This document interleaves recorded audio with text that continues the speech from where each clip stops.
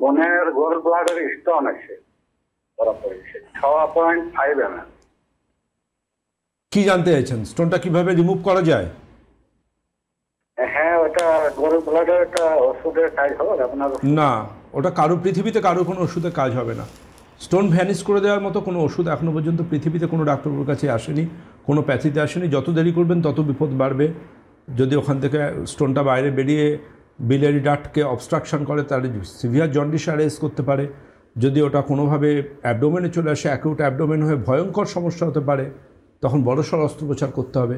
আপনি ইমিডিয়েটলি একজন সার্জনের সাথে কমিউনিকেশন করুন। মনে রাখবেন, অনেকেরই ধারণা আছে যে পাথর হয়েছে যে শরীরের যে কোনো অংশে, ওষুধ খেয়ে পাথরকে ভ্যানিশ করা যায় কি না।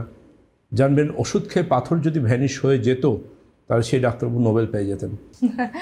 একটা ম্যাটার খুব পরিষ্কার, সেটা হচ্ছে আমার ক্লিনিকে আমি সেই পেশেন্টদের অ্যাপয়েন্টমেন্ট দিই যারা আমার ট্রিটমেন্টে আয়ুর্বেদ চিকিৎসা বিজ্ঞানের হাত ধরে যারা থেকে আমি ভালো রাখতে পারবো।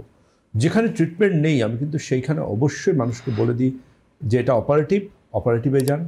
এটা বাই মেডিসিন কন্ট্রোলে যে ডিজিজ হবে সেটা অবশ্যই আয়ুর্বেদ চিকিৎসা কন্ট্রোল হবে।